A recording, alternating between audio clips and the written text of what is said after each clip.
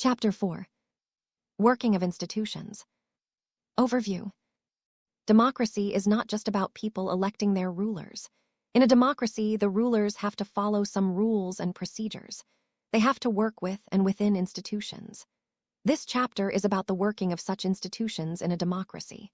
We try to understand this by looking at the manner in which major decisions are taken and implemented in our country. We also look at how disputes regarding these decisions are resolved.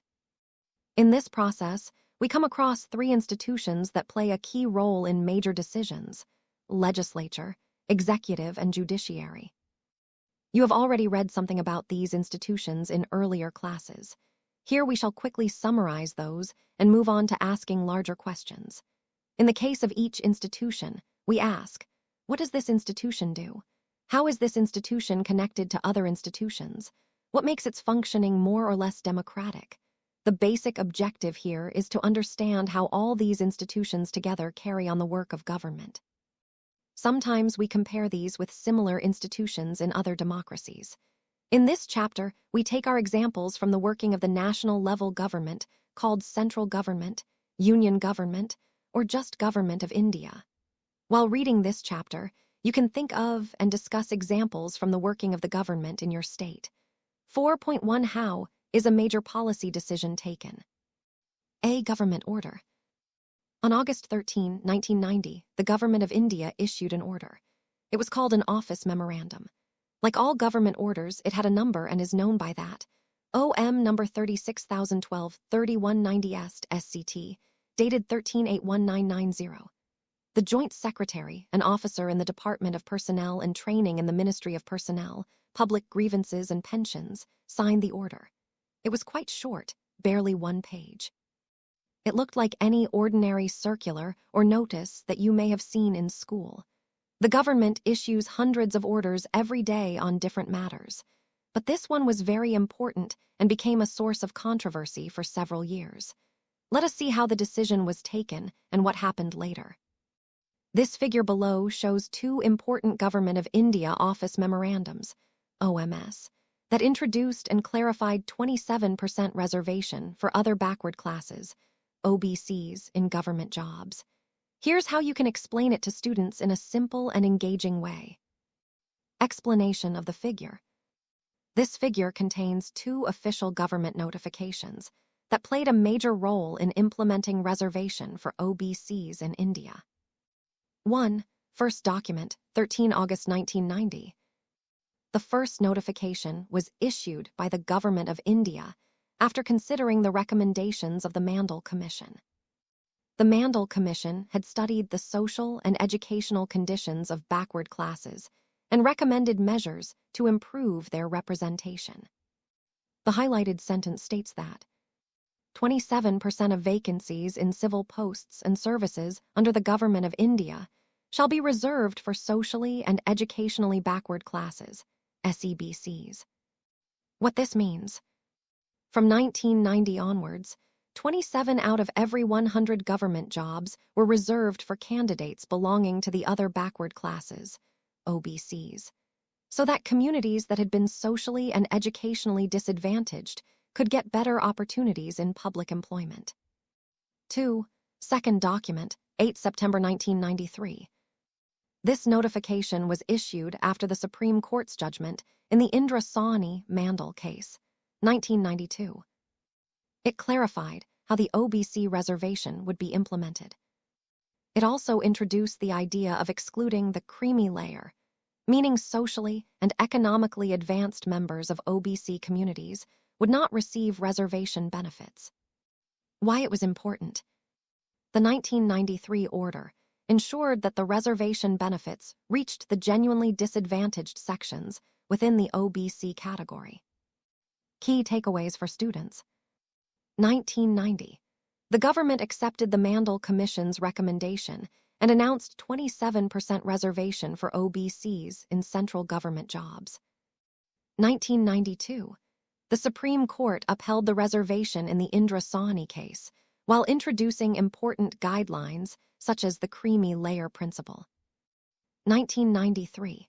The government issued a revised notification to implement the Supreme Court's directions and formally regulate OBC reservation.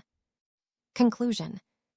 These two documents mark a historic milestone in India's reservation policy.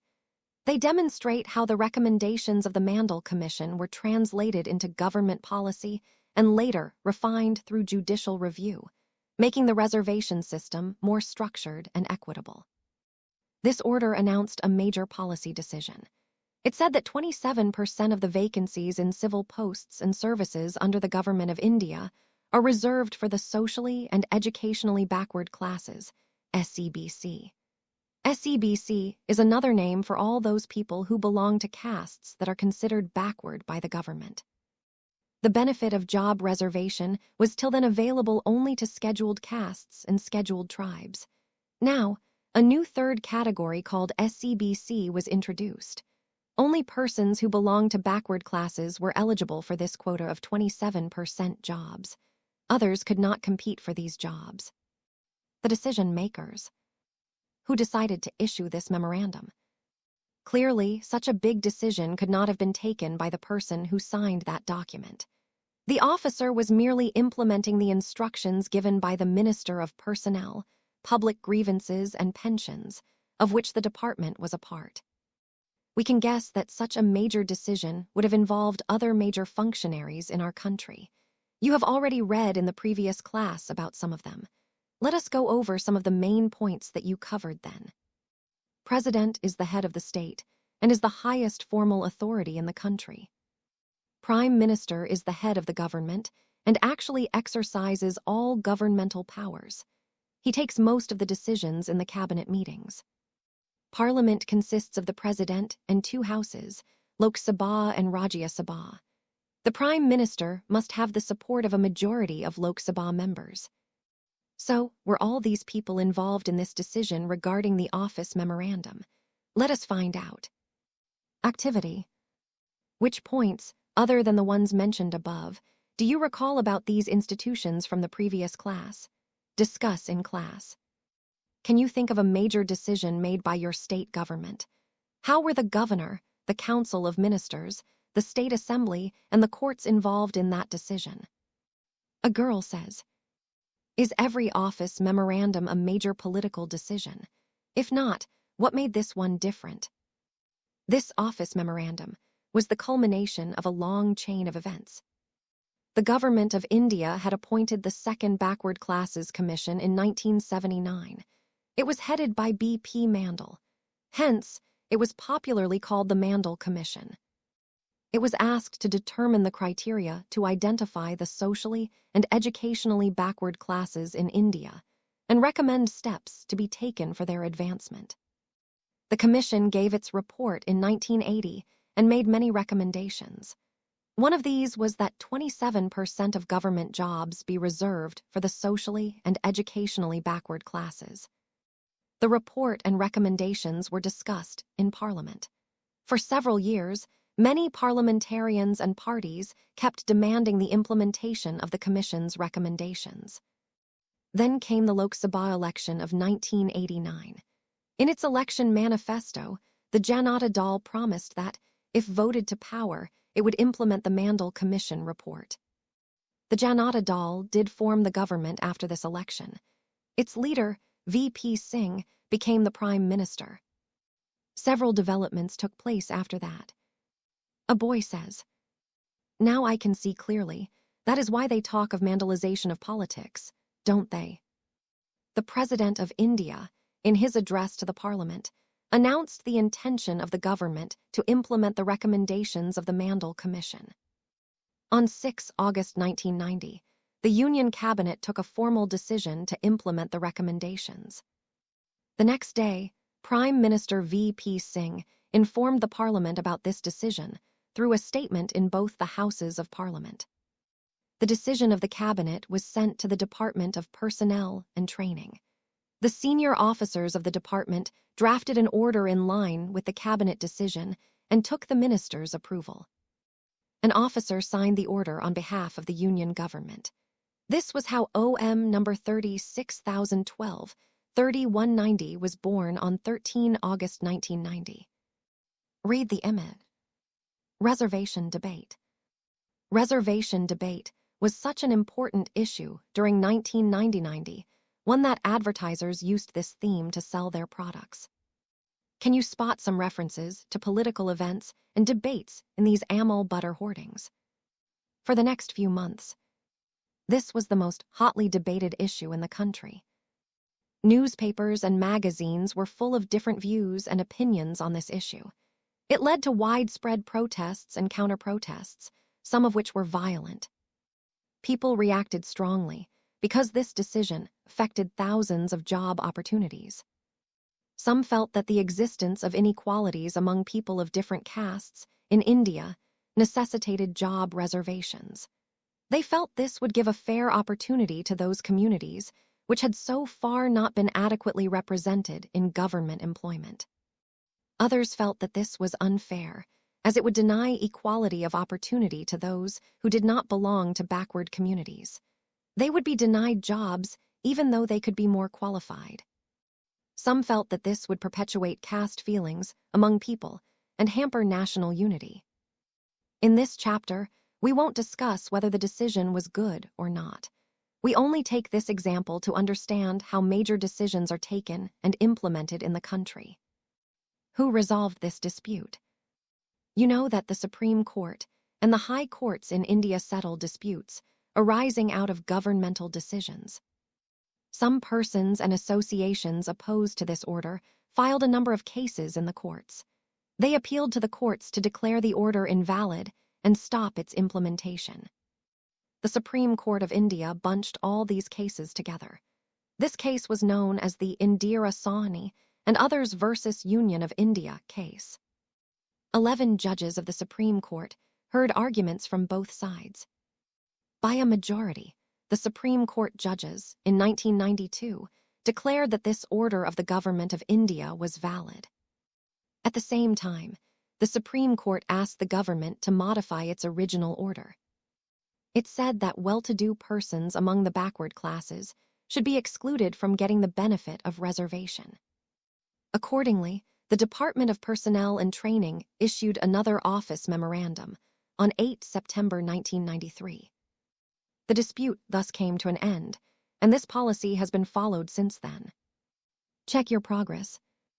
Who did what in this case of reservations for backward classes? President made the formal announcement about this decision.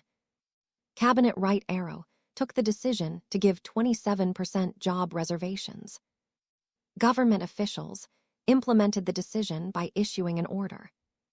Supreme Court upheld the reservations as valid. Need for political institutions. We have seen one example of how the government works. Governing a country involves various such activities. For example, the government is responsible for ensuring security to the citizens and providing facilities for education and health to all. It collects taxes and spends the money thus raised on administration, defense, and development programs. It formulates and implements several welfare schemes.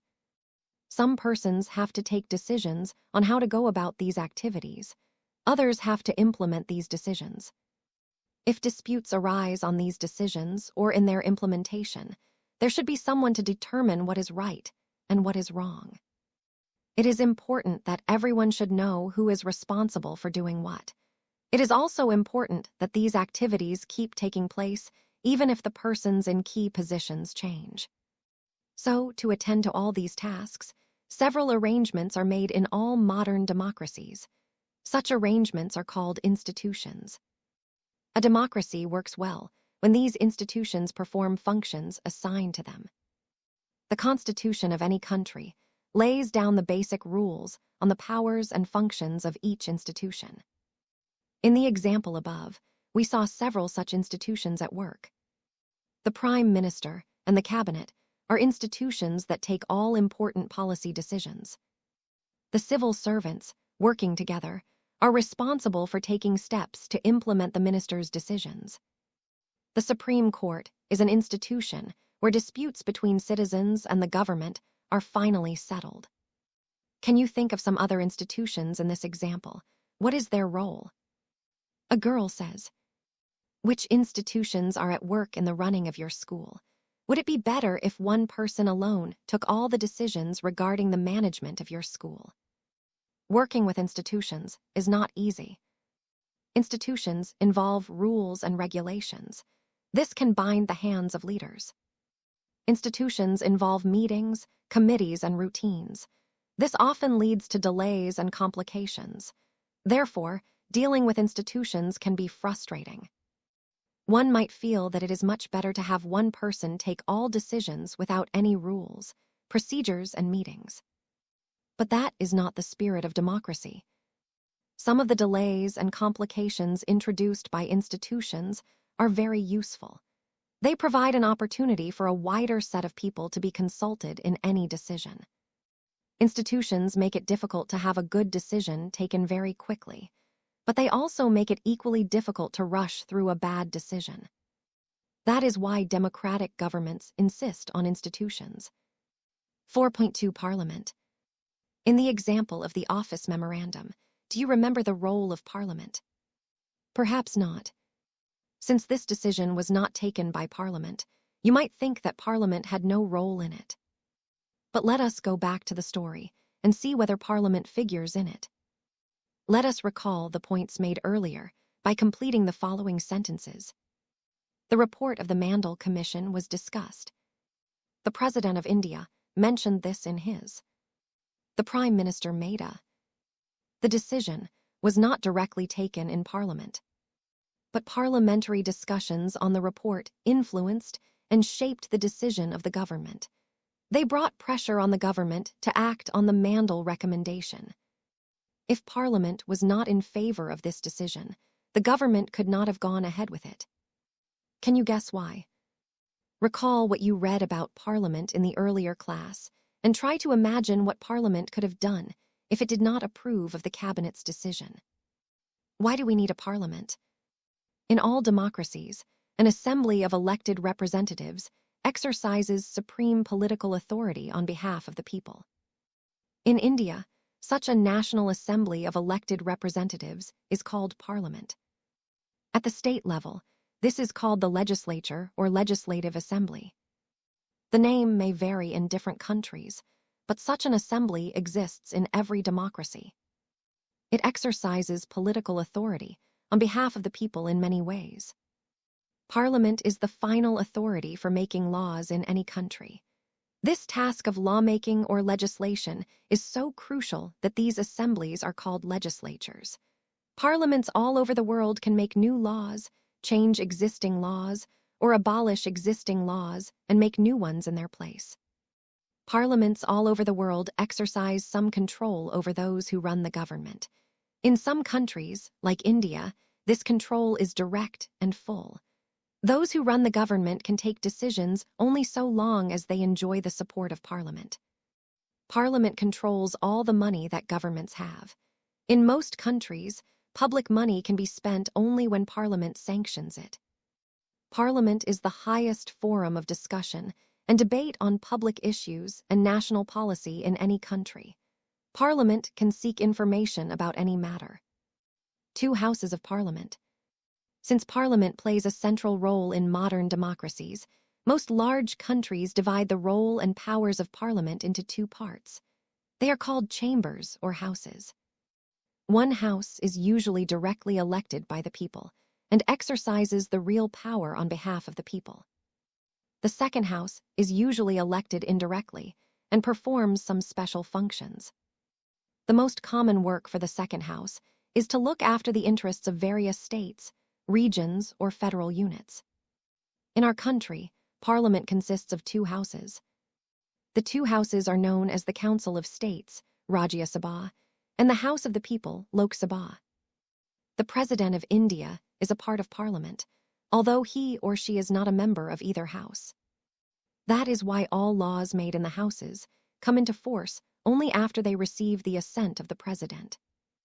You have read about the Indian Parliament in earlier classes.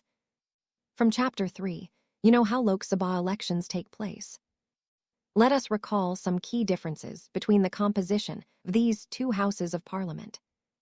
Answer the following for the Lok Sabha and the Rajya Sabha. What is the total number of members? Who elects the members? What is the length of the term, in years? Can the house be dissolved, or is it permanent? Which of the two houses is more powerful? It might appear that the Rajya Sabha is more powerful, for sometimes it is called the upper chamber, and the Lok Sabha the lower chamber. But this does not mean that Rajya Sabha is more powerful than Lok Sabha. This is just an old style of speaking, and not the language used in our constitution. A boy says, "What is the point in having so much debate and discussion in the parliament when we know that the view of the ruling party is going to prevail?" Our constitution does give the Rajya Sabha some special powers over the states. But on most matters, the Lok Sabha exercises supreme power. Let us see how. Any ordinary law needs to be passed by both the houses. But if there is a difference between the two houses, the final decision is taken in a joint session in which members of both the houses sit together. Because of the larger number of members, the view of the Lok Sabha is likely to prevail in such a meeting. Lok Sabha exercises more powers in money matters. Once the Lok Sabha passes the budget of the government or any other money-related law, the Rajya Sabha cannot reject it. The Rajya Sabha can only delay it by 14 days or suggest changes in it. The Lok Sabha may or may not accept these changes. Most importantly, the Lok Sabha controls the Council of Ministers. Only a person who enjoys the support of the majority of the members in the Lok Sabha is appointed the Prime Minister. If the majority of the Lok Sabha members say they have no confidence in the Council of Ministers, all ministers, including the Prime Minister, have to quit. The Rajya Sabha does not have this power. Activity.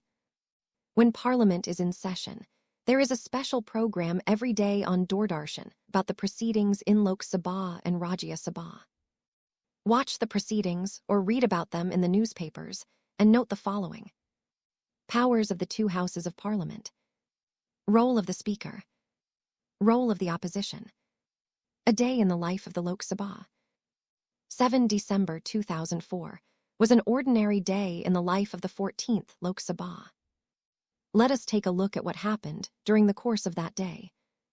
Identify the role and powers of the Parliament on the basis of the proceedings for the day as given below. You can also enact this day in your classroom. 11:00 a.m. Various ministries gave written answers to about 250 questions that were asked by members. These included: what is the government's policy on talking to militant groups in Kashmir? What are the figures of atrocities against scheduled tribes, including those inflicted by the police? What is the government doing about overpricing of medicines by big companies? 12:00 noon. A large number of official documents were presented and were available for discussion. These included: recruitment rules for the Indo-Tibetan Border Police Force, annual report of the Indian Institute of Technology, Kharagpur, report and accounts of Rashtriya Ispat Nigam Limited, Vishakhapatnam, railways grant, in addition to that sanctioned in the railway budget. The Minister of Human Resource Development introduced the National Commission for Minority Educational Institutions Bill, 2004. He also gave a statement explaining why the government had to bring an ordinance for this. 12:02 p.m. The Minister of Development of Northeastern Region made a statement regarding the revitalization of the Northeastern Council.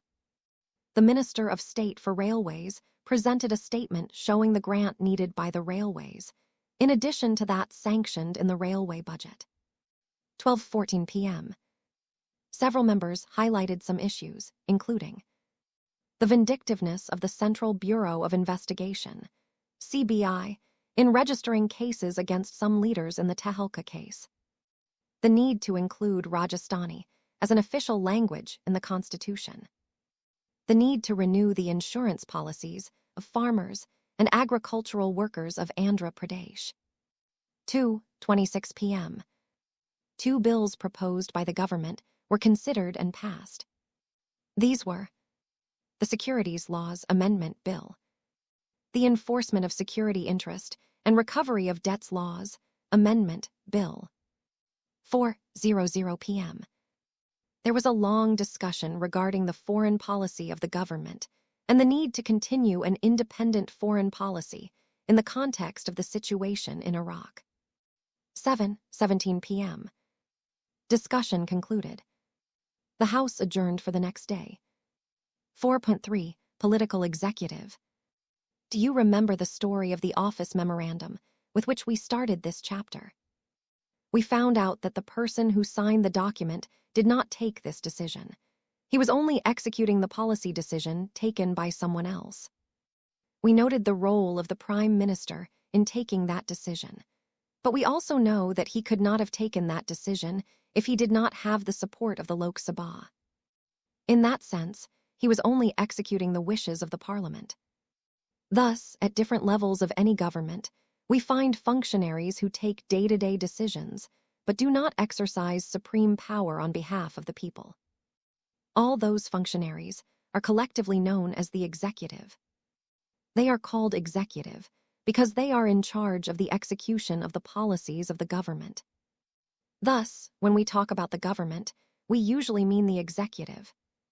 Political and permanent executive. In a democratic country, two categories make up the executive. One that is elected by the people for a specific period is called the political executive. Political leaders who take the big decisions fall in this category. In the second category, people are appointed on a long-term basis. This is called the permanent executive or civil services. Persons working in civil services are called civil servants. They remain in office even when the ruling party changes. These officers work under the political executive and assist them in carrying out the day-to-day administration. Can you recall the role of the political and non-political executive in the case of the office memorandum? You might ask, why does the political executive have more power than the non-political executive? Why is the minister more powerful than the civil servant? The civil servant is usually more educated and has more expert knowledge of the subject. The advisors working in the finance ministry know more about economics than the finance minister. Sometimes the ministers may know very little about the technical matters that come under their ministry. This could easily happen in ministries like defense, industry, health, science and technology, mines, etc. Why should the minister have the final say on these matters? The reason is very simple. In a democracy, the will of the people is supreme. The minister is an elected representative of the people and thus empowered to exercise the will of the people on their behalf. She is finally answerable to the people for all the consequences of her decision. That is why the minister takes all the final decisions. The minister decides the overall framework and objectives within which decisions on policy should be made. The minister is not, and is not expected to be, an expert in the matters of her ministry. The minister takes the advice of experts on all technical matters. But very often experts hold different opinions or place before her more than one option. Depending on what the overall objective is, the minister decides. Actually, this happens in any large organization. Those who understand the overall picture take the most important decisions, not the experts. The experts can tell the route, but someone with a larger view decides the destination. In a democracy, elected ministers perform this role. Read the cartoon. The race to become minister is not new. Here is a cartoon depicting ministerial aspirants waiting to get a berth in Nehru's cabinet after the 1962 elections. Why do you think political leaders are so keen to become ministers? Prime Minister and Council of Ministers.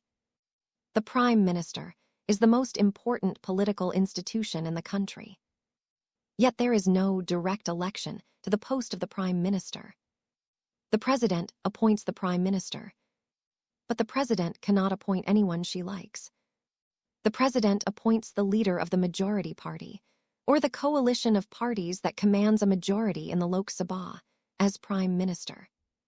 In case no single party or alliance gets a majority, The president appoints the person most likely to secure majority support. The prime minister does not have a fixed tenure.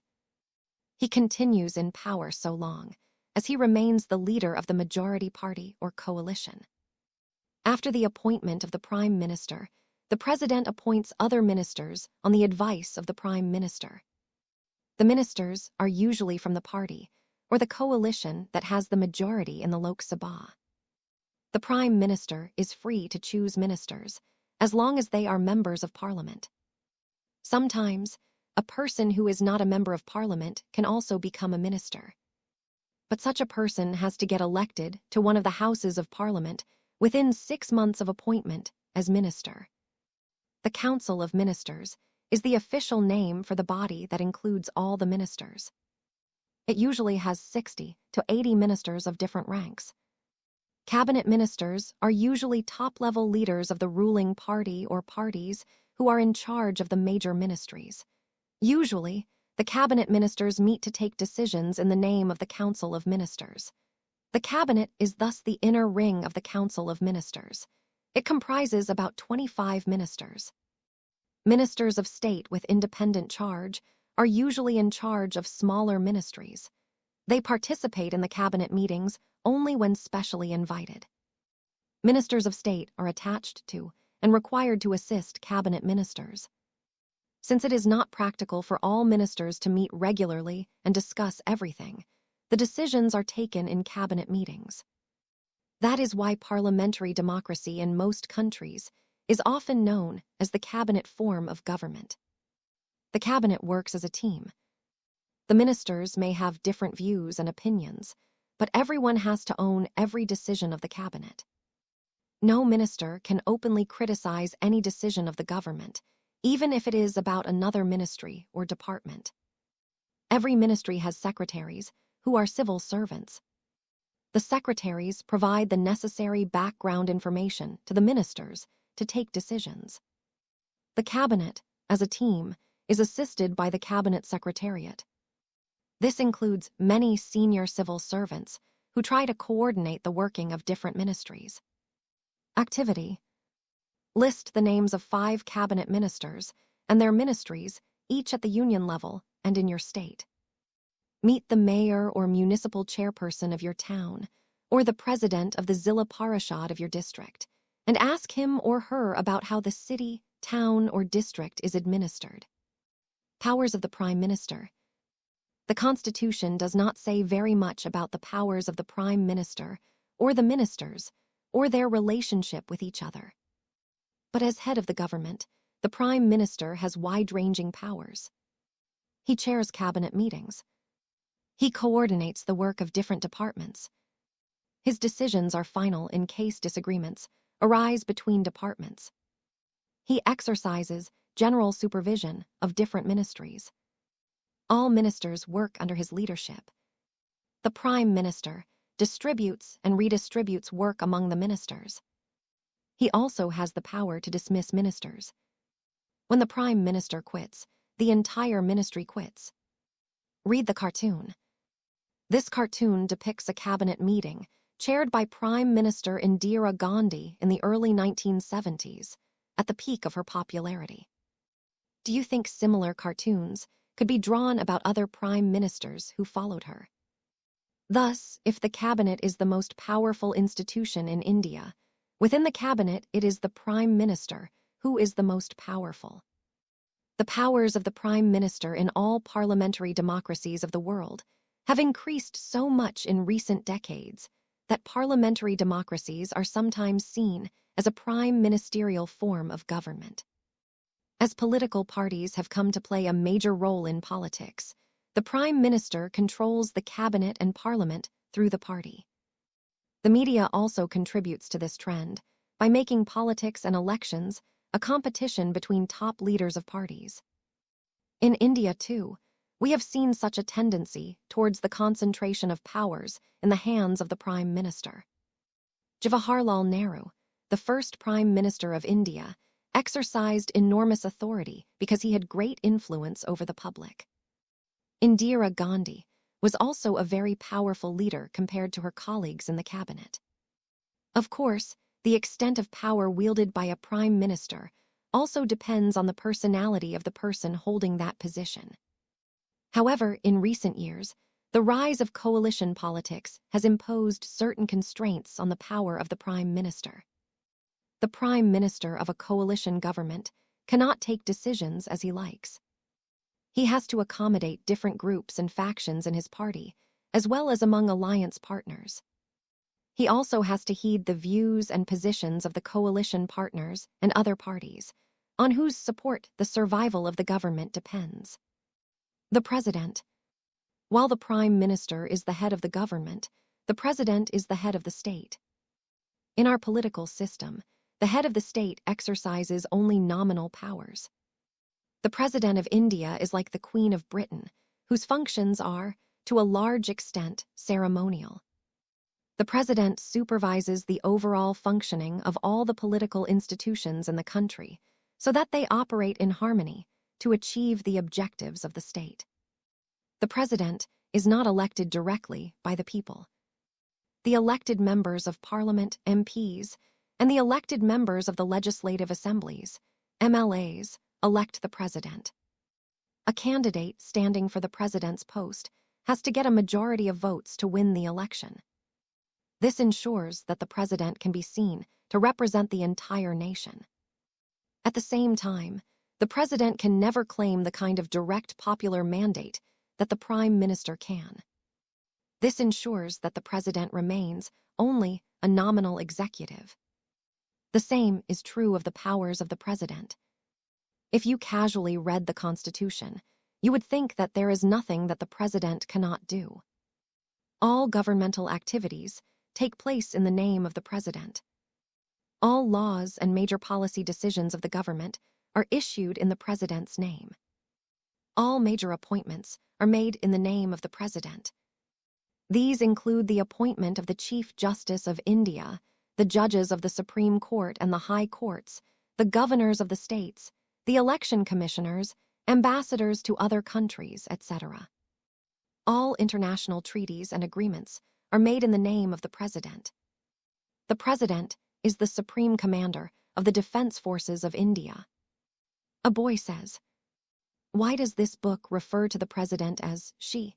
Have we ever had a woman president in our country?" A girl says, "Did you protest when the book referred to the prime minister as he? Have we not had a woman prime minister? Why should we assume that all the important positions are held by men?" The president exercises all these powers only on the advice of the Council of Ministers.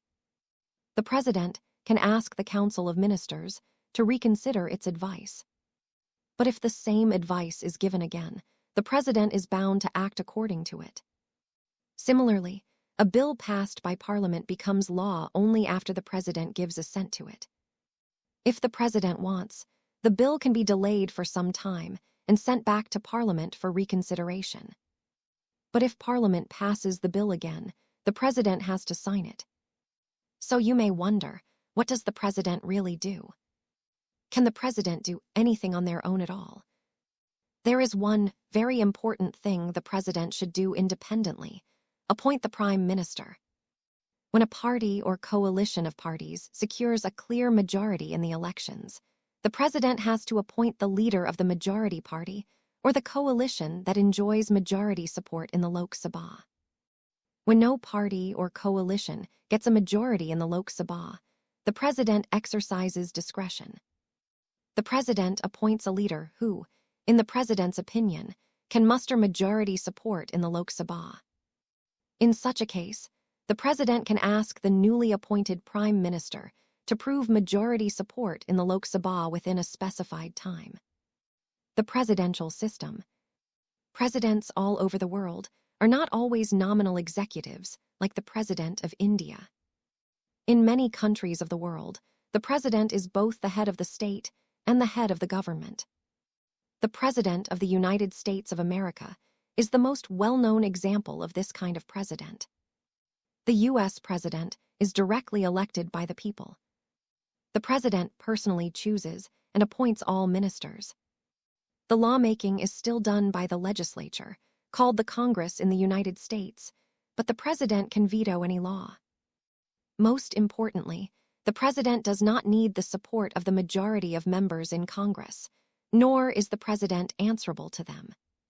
The president has a fixed tenure of 4 years and completes it even if the president's party does not have a majority in Congress.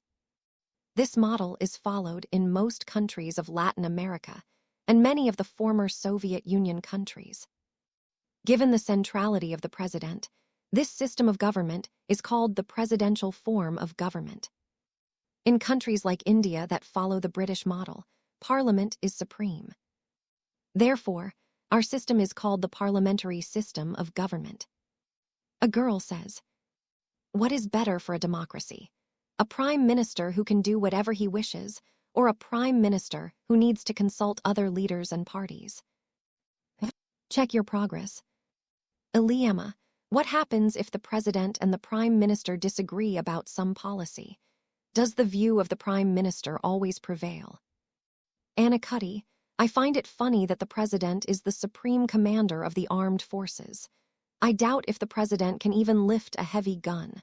What is the point in making the president the commander?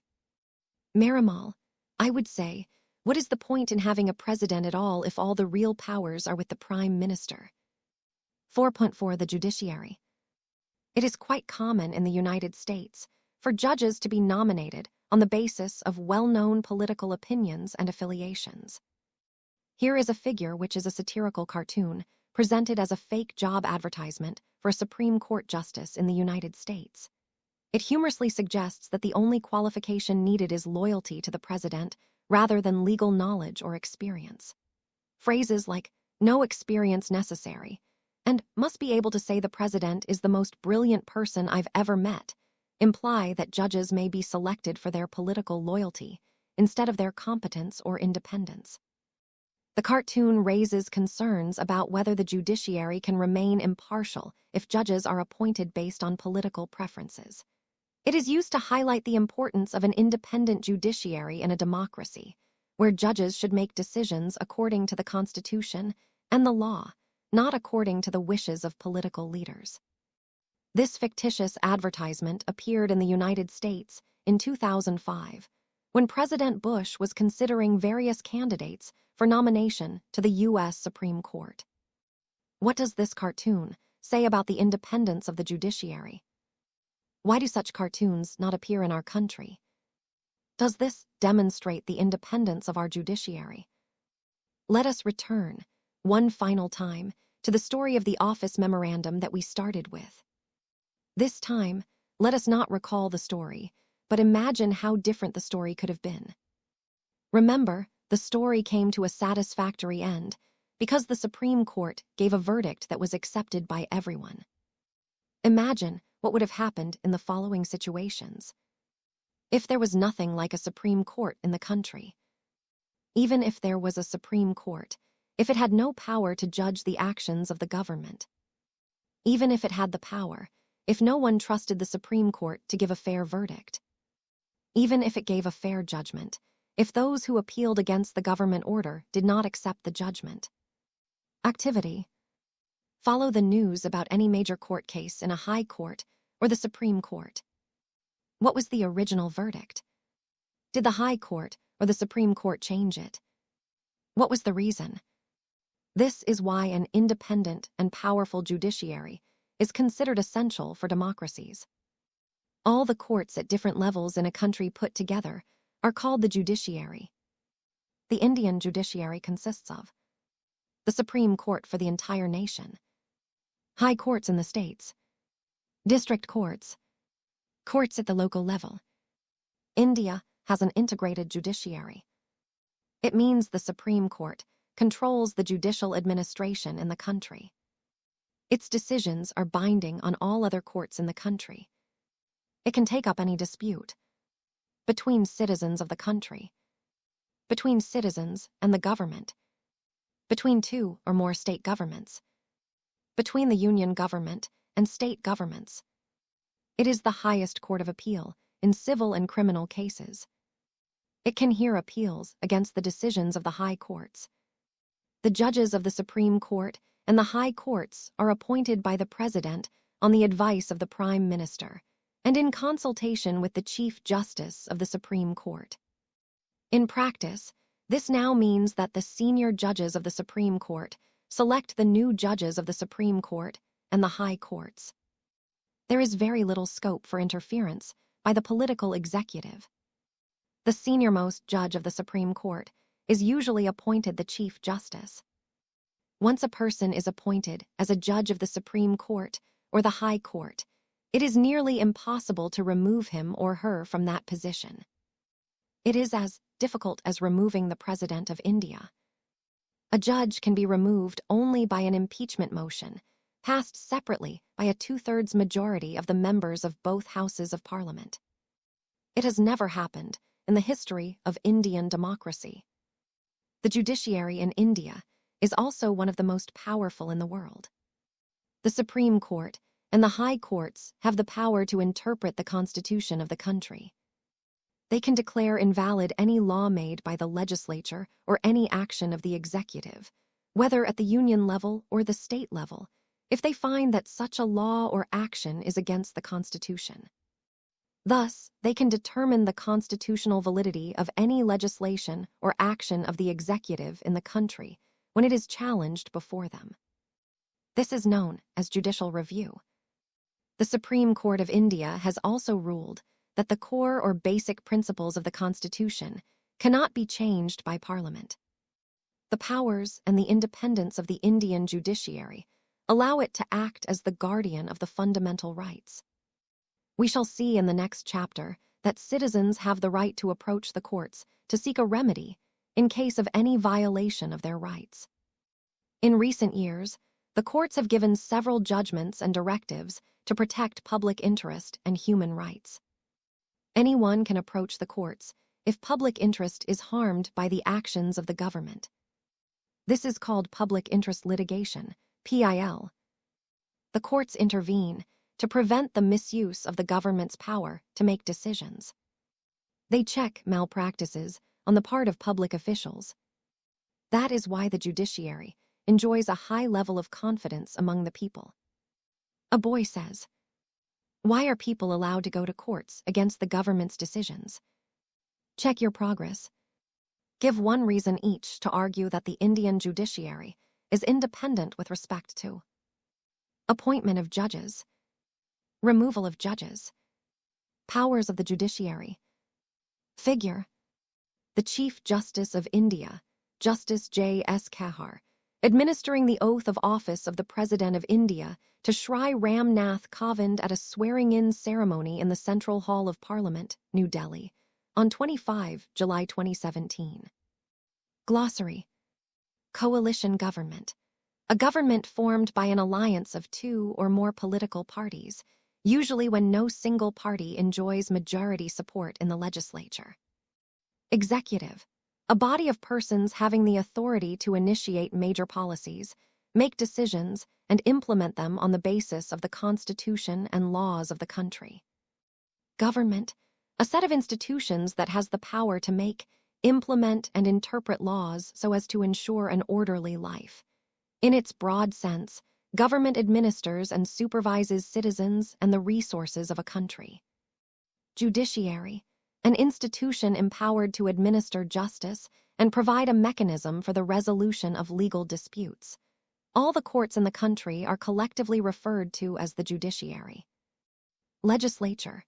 An assembly of people's representatives with the power to enact laws for a country. In addition to enacting laws, legislatures have the authority to raise taxes and adopt the budget and other money bills. Office memorandum. A communication issued by an appropriate authority stating the policy or decision of the government. Political institution. A set of procedures for regulating the conduct of government and political life in the country. Reservations. A policy that declares some positions in government employment and educational institutions as reserved for people and communities who have been discriminated against, are disadvantaged, and are backward. State. A political association occupying a definite territory, having an organized government, and possessing the power to make domestic and foreign policies. Governments may change, but the state continues. In common speech, The terms country, nation, and state are often used as synonyms. Exercises. 1. If you are elected as the President of India, which of the following decisions can you take on your own? A. Select the person you like as Prime Minister. B. Dismiss a Prime Minister who has a majority in the Lok Sabha. C. Ask for reconsideration of a bill passed by both the houses. D. Nominate the leaders of your choice to the Council of Ministers. 2. Who among the following is a part of the political executive? A district collector. B. Secretary of the Ministry of Home Affairs. C. Home Minister. D. Director General of Police.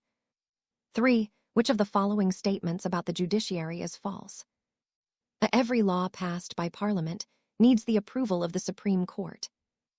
B. Judiciary can strike down a law if it goes against the spirit of the Constitution. C. Judiciary is independent of the executive. D. Any citizen can approach the courts if their rights are violated. 4. Which of the following institutions can make changes to an existing law of the country? A. The Supreme Court. The President. C. The Prime Minister. D. The Parliament. 5. Match the ministry with the news that the ministry may have released. News.